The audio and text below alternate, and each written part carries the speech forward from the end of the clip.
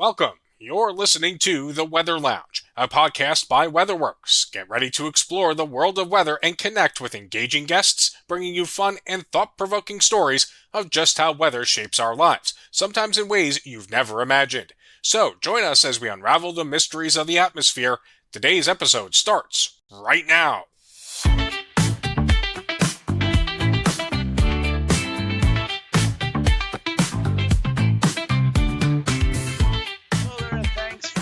Tuning in to the Weather Lounge. I'm your host, meteorologist Brad Miller, and joining me for today's podcast is fellow WeatherWorks meteorologist Jen Diorio and also our producer extraordinaire, Mike Priante. Welcome, everyone. Hey, Brad. How's it going? What's up, Brad? Not too much. Good to have the whole gang in here. We're gonna. It's meteorological summer. We've finally hit June 1st here. Figured it'd be a good time to talk about some current weather. The pattern right now, and really not only for us here in the Northeast, but really across the country. So let's start off things here, Mike, Jen. Let me ask you something. I mean, other than when you're on the morning shift, of course, the 4 a.m. shift here at WeatherWorks, am I the only one who can't sleep past 6:30 in the morning in the summertime? Well, maybe I'm weird. I don't know. No, maybe I'm just getting old. I have had, well, just to preface this, they knocked down a house next to me and they're rebuilding it. Okay. And they decide to start building at 7 a.m. Yeah. Oh, gosh. So whenever I wake up, whether it's 6:30 or 7:30 or 8 o'clock, I wake up and I hear the sound of hammers. So at this point, I'm forced to wake up past 7 o'clock. I also usually get up at 8 o'clock, so it's not but on a day off, it's tough. I feel like I just naturally wake up at 7 or 8 o'clock. I just can't sleep in past 9. 9 has been my absolute latest. I have never slept past 9 in the summer these past couple of years. I just can't. I don't know. Yeah, I don't have that problem. See? Well, lucky you. I wish I could start my day earlier, honestly. I'm too much of a night owl, but I got to set an alarm every morning because if I don't, the other day I didn't set an alarm because it was I have nowhere to be in the morning.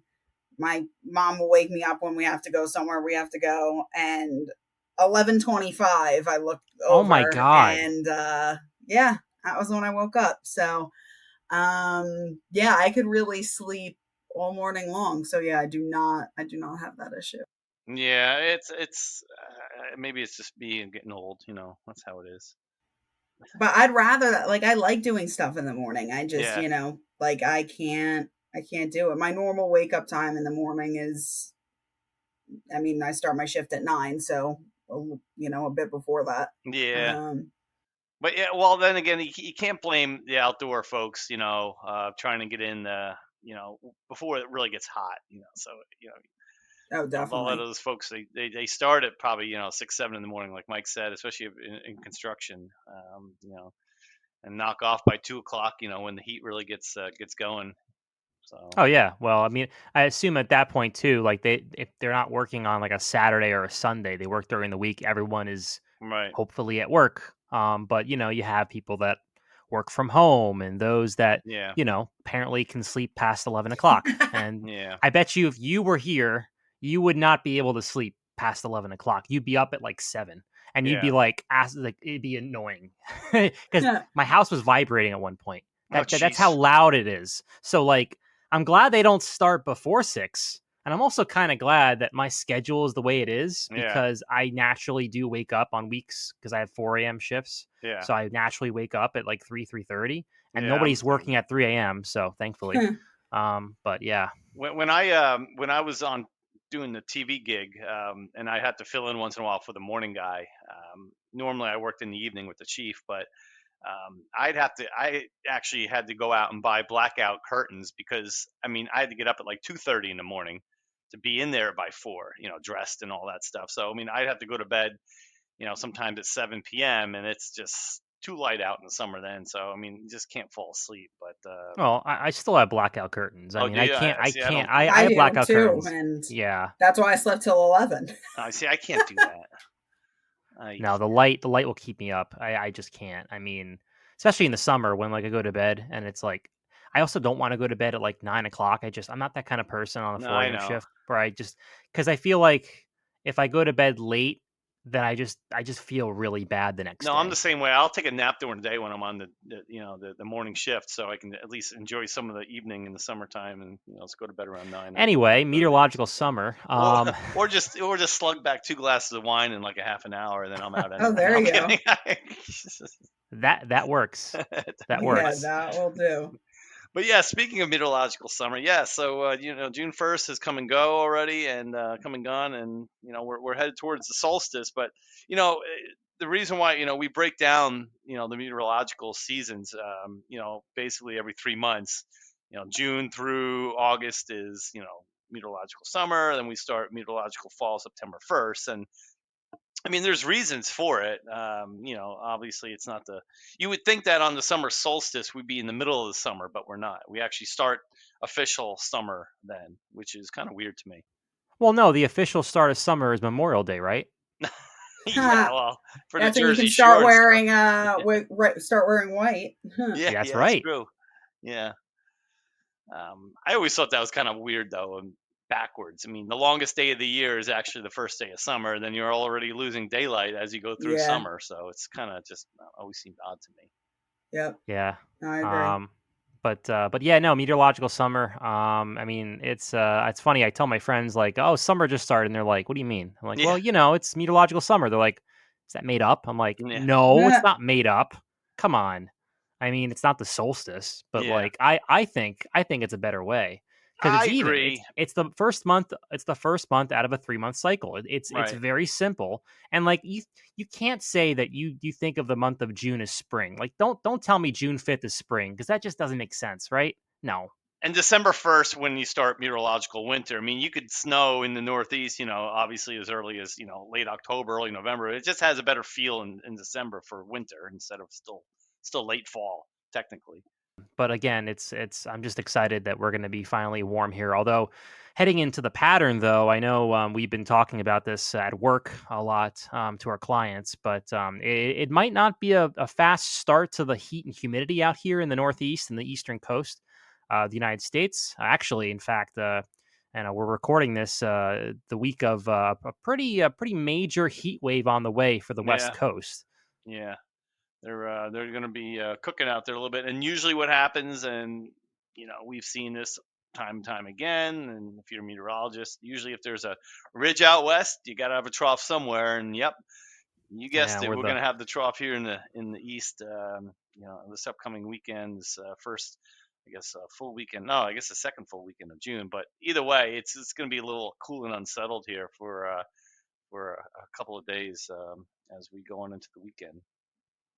Yeah, we're the unlucky ducks that are going to get this trough here. And I mean, it's not going to be like the end of the world with like rain every day. I think No, people have told me like, oh, we're going to be cool and rainy now. It's going to be a horrible summer, and I'm like, no, like it's only going to be like a week or so, and then we're going to break out of this and maybe go a little more zonal in terms of the upper level pattern.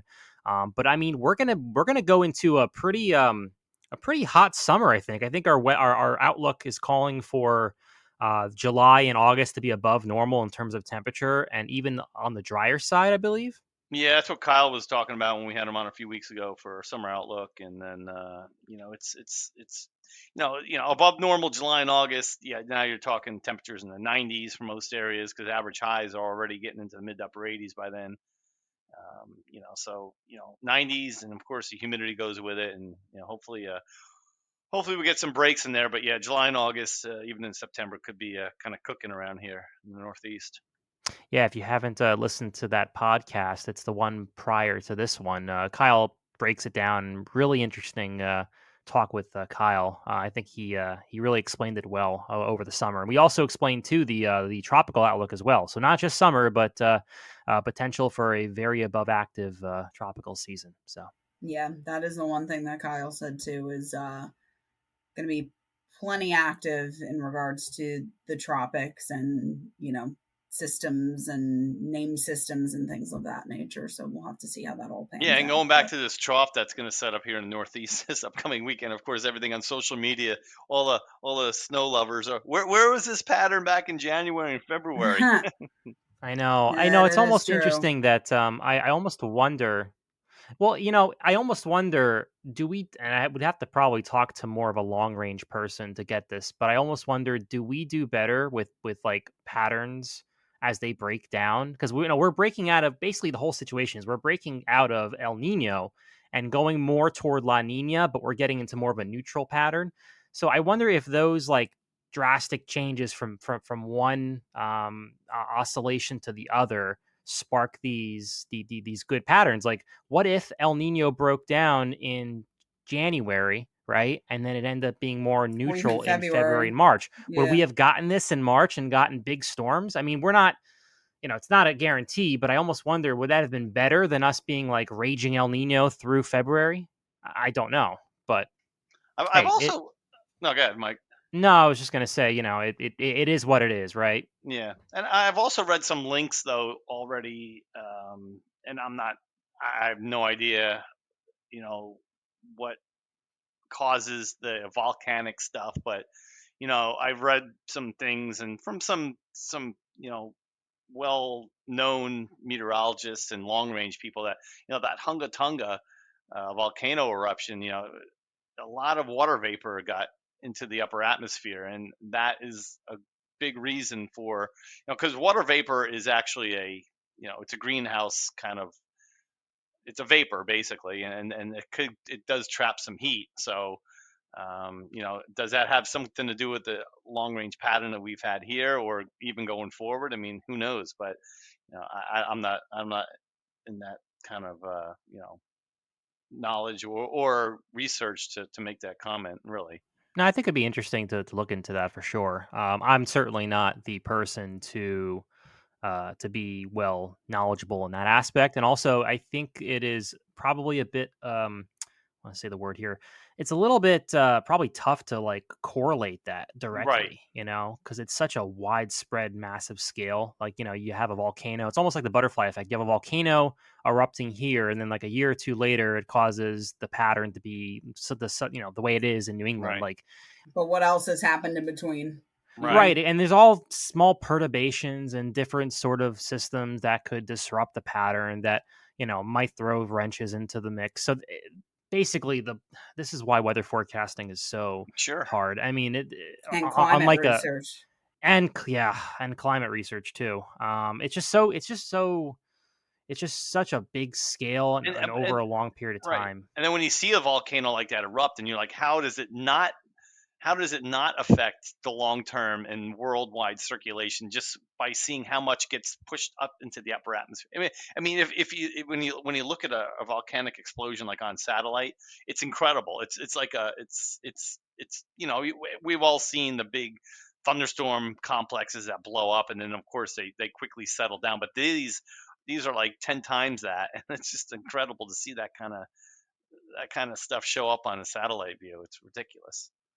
So actually, you want to know something interesting about the heat? Kind of backtracking to this week, but apparently the forecasted high for Death Valley on Friday is going to be 122 degrees. Wow! Oh my God! Now that's not. I mean, you think 120? That's a lot, but for Death Valley, they do get into the 120s. Right. But what's interesting, I was going to say that's probably like 10 to 15 degrees above normal, and typical when you have a heat wave. Right. Now, what's interesting is not the fact that Death Valley is going to get to 122 or close to it. It's that if it does get into the 120s, it'll be one of the top 3 earliest occurrences of reaching 120 degrees this early in the season. That's the problem. Like, it always gets hot in Arizona. Oh yeah, okay, but look at the calendar. Like, it's not August, it's not July, it's early June. Like, this is something that doesn't really happen that often, like early in the season, because I'm sure that they're used to the heat, but like also having like 115 degrees 6 days in a row in June when you're not ready for it, it could be a problem. By the time it gets to July and August, I mean, you're probably well acquainted to it, and you're adapted to but the changes. It's a dry heat, Mike. We can handle it's a dry heat. Yeah. Well, here's the thing. At some point, that really gets thrown out the window, right? Yeah. Yes, if you're 90 over a 70-degree dew point, it feels horrible and your body's sweating more. But on the other side, if it's 115 degrees, your body's going to be sweating just as much. The equivalency is the same. I mean, your body's going to be put under the same pressure. So this whole dry heat thing is nonsense when you get into the 120s. Maybe a 85 and a dew point of 30 must be beautiful.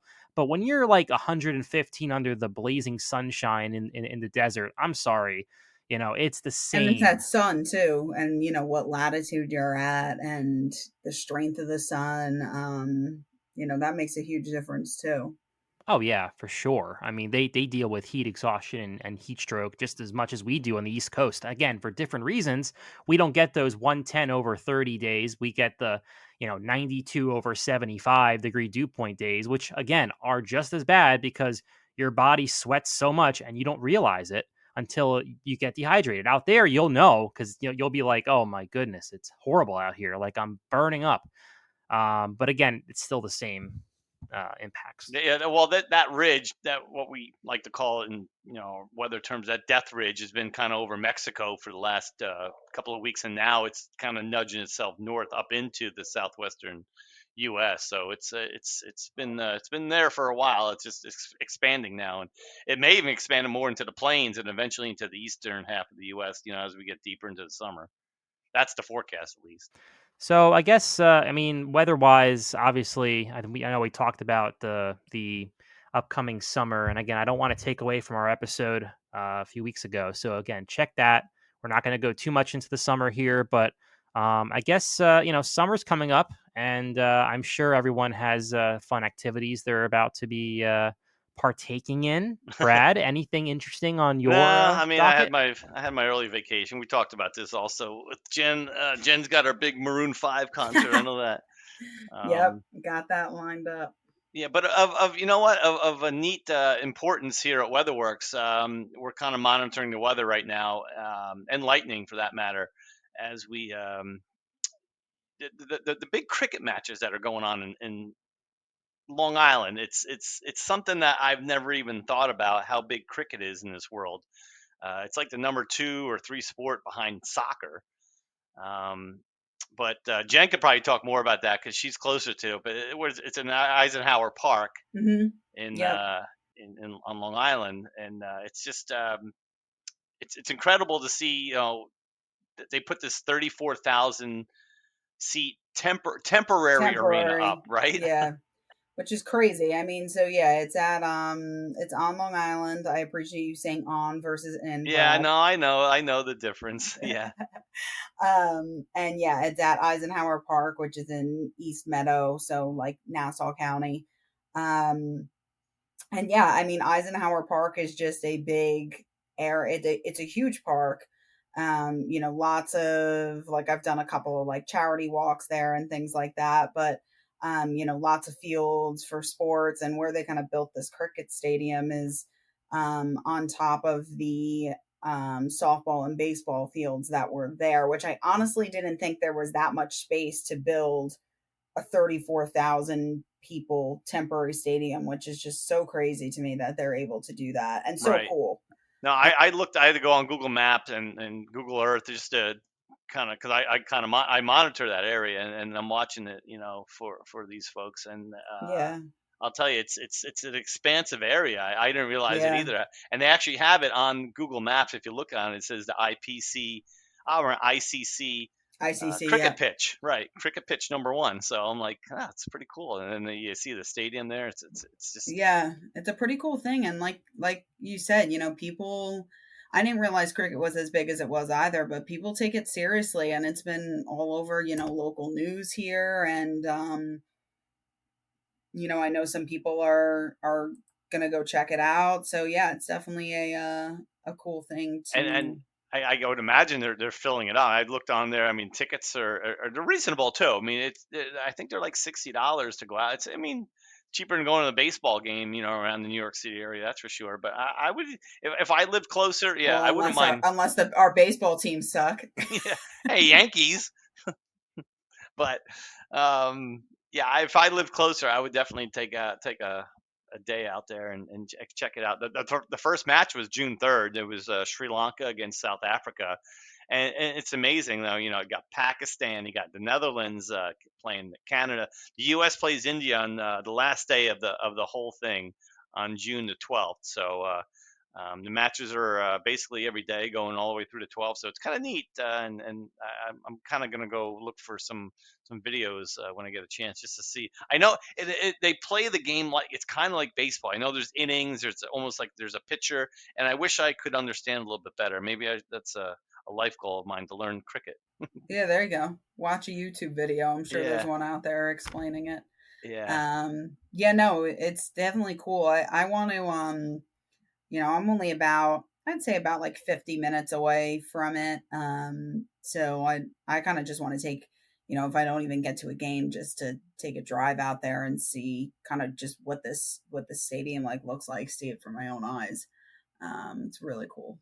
I'm just shocked how they could fit it in that park. I'm looking at the park, and I've been to Eisenhower Park a few times, but they also have a big golf course too on the property as well.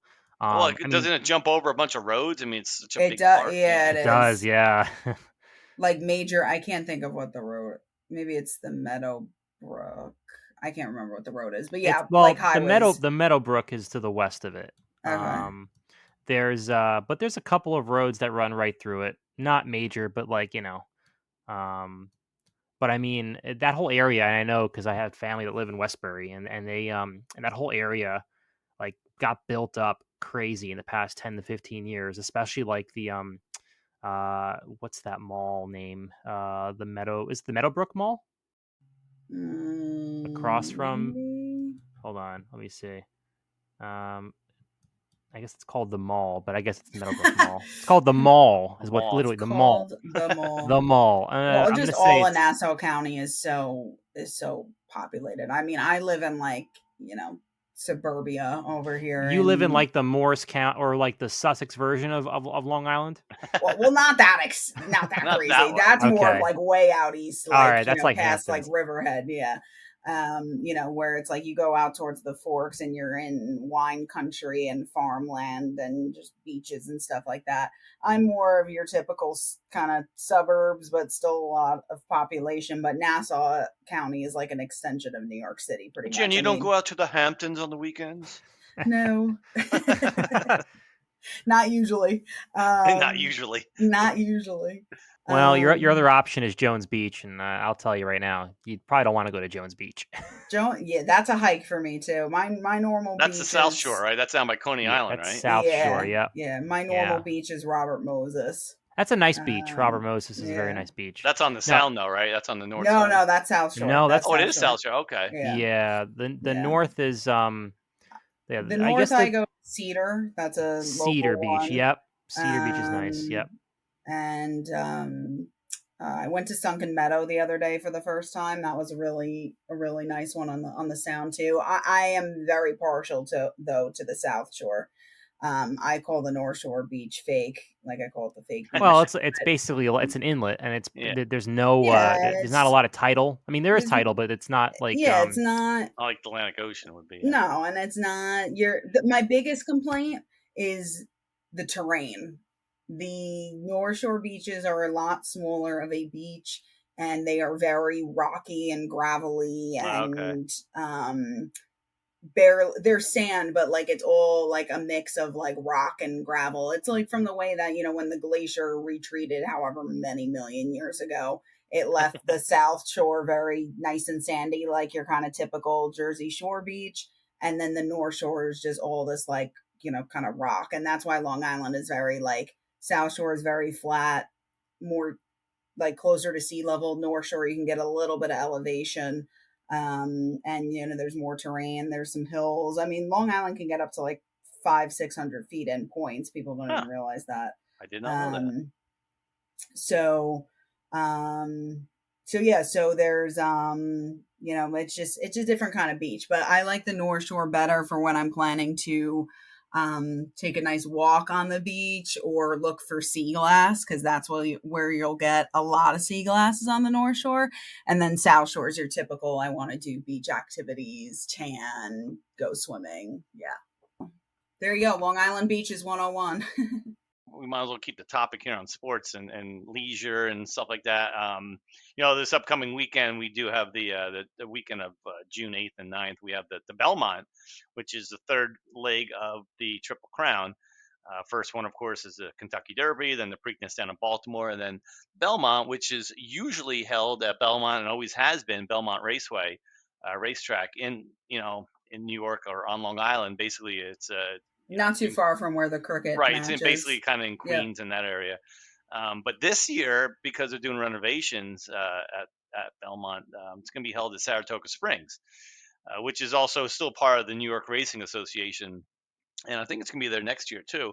And we're hoping for our next podcast to have on New York Racing Association one of the folks to come on to our podcast and talk about the Belmont and how it, what they had to do to get it prepared for. And Saratoga's racing season is kind of short. It's only from like mid-July through Labor Day. So this is actually going to be outside their normal racing dates. But, of course, they're doing this but it's going to be big up there. And, again, it's another area that we monitor for weather up there for Saratoga Springs Racetrack. I'm not a big horse fan. No, sorry to all the horse people out there. I mean, look, I when I was little, I rode a pony, and it was not one of the best experiences of my life. He's like, I had a traumatic pony experience. I then had a donkey step on my foot. Oh, so no. Let me tell you, I'm not very good with the four-legged friends that have hooves. Maybe cows, but I haven't had a problem with a cow. But I mean, everyone else, watch out. But it's interesting. What I do like about horse racing, though, are the names. I mean, they name these horses just the craziest things. They do. And I also wonder where that came from. That's something we can, ask, on our next podcast. And again, we're going to kind of just link the weather with horse racing, and because a lot of stuff has to go into it. The care of the horses, and not only that, the patrons that go to the racetracks and stuff. It's still got to be weather aware, especially when you have like lightning in the area and things like that. I mean, it's a live sporting event, just like anything else. And you got to take care of the folks there just as much as you do for the staff and the horses in this case. But just think of a baseball game or a football game. It's outdoors. You got to monitor for lightning and things like that, and that's something we of course do here at WeatherWorks. So that'll be cool to kind of link all that together, and we can hopefully have that for our next podcast. I'm looking forward to it. I really am curious to know, because we've talked to people on the podcast in the past, like Tony Leonard of the Eagles. And, it's certainly a big difference to try to run a football game versus, a horse. Because a racetrack is big. It's, there's expansive, the track is usually bigger than a stadium, like a football field. And again, the stands are not always the same. Just the whole entire layout of these places are different. So I'm curious to know what their protocols are, what they look for, how they keep their patrons safe. It'll be a good episode. I'm looking forward to it. Yeah, should be a good one. Yeah, because I grew up a lot around horse racing. My parents used to always go to the Meadowlands and things like that, and I kind of got into harness racing when I was young. So I kind of like that better than the thoroughbreds. But I guess let's go back to hurricane season a little bit, because that's going to be the talk of the town here as we get deeper and deeper into the summer. And surprisingly, we haven't had a named storm yet. You always get that weird storm in like May or early June. That subtropical system. I'm kind of surprised we haven't had one yet. Yeah, I think we're going to be, and I looking at our forecast here, I think we're going to be sneaky quiet through July. Again, outside of what Brad said, you may get one or two here and there. I feel like the A storms are always like a waste in terms of like you get a big storm or a small storm that develops in like the middle of the Atlantic Ocean, and no one besides a shipping container or a and the fish or okay, the fish, but I mean the fish can. They can, I don't know, they can swim farther down in the ocean to avoid it. Come on, I mean, they don't hang out at the surface. It's fine. But I feel like the A storms always are like forgotten, except, well, we all know Andrew was the exception. Mm-hmm. Yeah. And I guess Agnes too. I think Allison too is retired, and Allison was the only tropical storm to ever be retired because it created so much flooding. I can't remember when it was, but it was a long time ago. But I think it was retired because of the flooding it caused. Yeah. But yeah, I think we're probably going to start off a little slow, but it's probably going to get people off guard. We're going to probably start to ramp up, Yeah. and it's going to go from 0 to 100 very quickly. I Yeah, could I see agree. where we're going to have like 3 storms or 4 storms Right. tracking them at the same time. It's just going to be one of those seasons, which is going to be interesting. Yeah, and I think Kyle referenced that in the when we had our last podcast with him. We talked about summer outlook and hurricane outlook. That we may be off to a slower start, where you maybe only get 1 or 2 names in the first month or two, but then all of a sudden you're jumping up to like Mike just said, 4 or 5 different systems in the Atlantic and Gulf, and boom, and we're off to the races. Yeah, I agree. I also don't like about summer? Mosquitoes. Oh I just have a know. mosquito that's flying around my face right now, and it's really annoying. I Oh know. my God.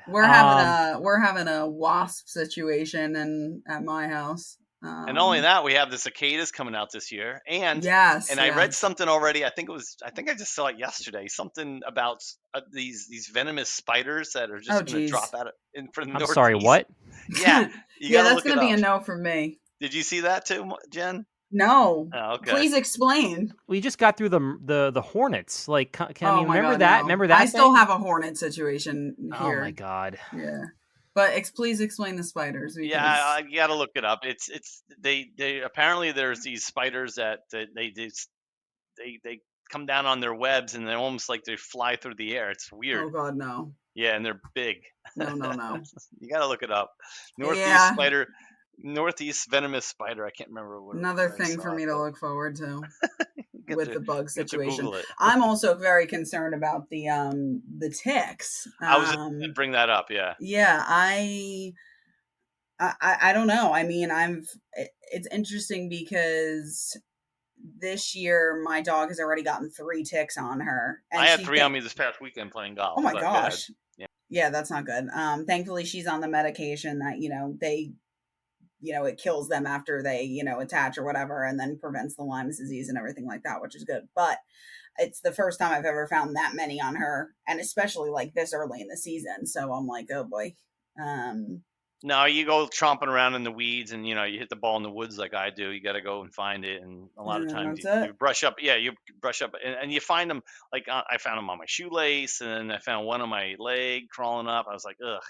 At least if there's a good thing about it, they were the regular ticks, not the little deer ticks, because those are the ones that carry the. I don't know the difference of what they look like. Yeah, I mean, there's the real small ones are like the size of a pencil point, and those are the ones that carry the Lyme disease, right? The other ones, as far as I know, the dog ticks, I think they call them, they're a little bit bigger.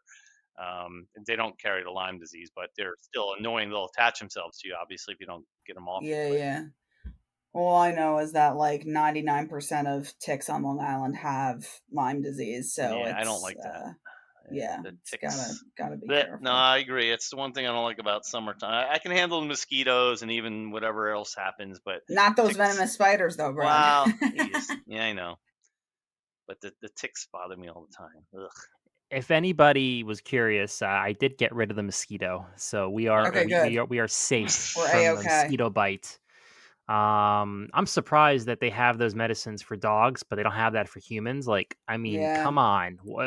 I mean, no offense, but like, we should be developing this for humans so that a tick bites you, it just kind of falls off, I know there is medicine for Lyme disease, and like we have treatment and stuff. That's great, but like the whole point is prevention. Like after you contract it. I mean, pretty much what you're supposed to do when you get bitten by a tick, if you're human, is go to the doctor and just go preemptively on antibiotics before the Lyme disease symptoms develop, because that Lyme disease is not that. I mean, that has long lasting effects.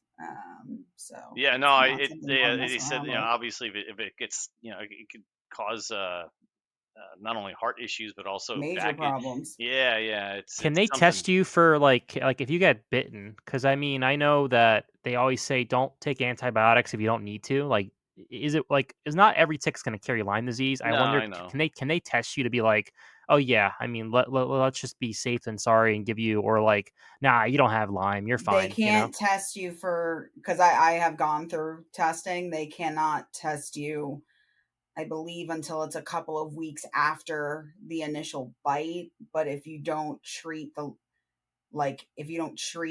it doesn't line up. Like it won't show up on a test until a couple of weeks after the initial bite. But at that point, the symptoms are probably starting and now it's less effective. Like it's much more easy to prevent it than to stop it while it's already happening. So it doesn't really line up well. I know there's also a sign where if you you get the red ring of death, which is like a little ring that pops up around the bite. Yeah. And it kind of expands outward. Out. Yeah, something I really don't want to get. Not a fan. Nope. Not a fan. I don't know, guys. I think we just have kind of a short and sweet podcast here, and just talk about summer, and a lot of stuff going on. Everyone's busy. Everyone's doing some vacation time and taking advantage of the nice weather, of course. And then before you know, we'll be talking about winter outlook again. I know. You blink and the summer's over, that's for sure. No, I know. I'm in summer mode now. We got, usually not until late after Labor Day, I start kind of thinking, all right, well, kind of look ahead to the winter and see what's cooking here. And time flies by when you're having fun, though, that's for sure. Any Ranger fans here or no? I am. I know. They're done. I know. What are you going to do? Yeah, not good. Well, how do you lose to Florida? How do you lose to Florida? Yeah, I know. It's that's like if hockey. I know it's a New York team, but can you imagine, like, I don't know, a Canadian hockey team losing to Florida? Yeah, like, I feel like at that point you might as well just like shut down the team. Like that's the finals coming up. Edmonton against. I think it's the furthest away, the most distance between two finals teams in NHL That's ever. Insane. And it's where Florida? I think they're in Sunrise, Florida, which is just west of Fort Lauderdale. So okay. Can you imagine that a Canadian team playing in Florida in hockey? Like the farthest south you could go just for a sport that was invented. Was it invented it was invented in Canada, right? I'm sure it was. Yeah. I don't think it was invented in the U.S. I thought there was like conflicting reports of like it was actually invented in the U.S. or, but it's crazy to think that you're playing hockey down where it doesn't get below like 60 most often.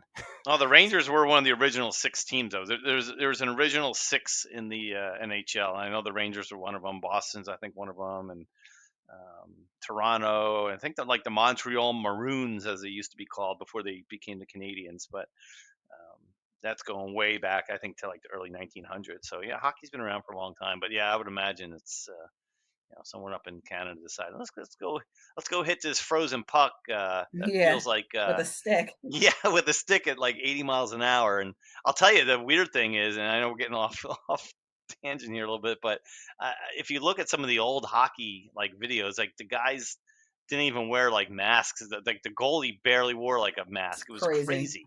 Yeah, that is crazy. Yeah.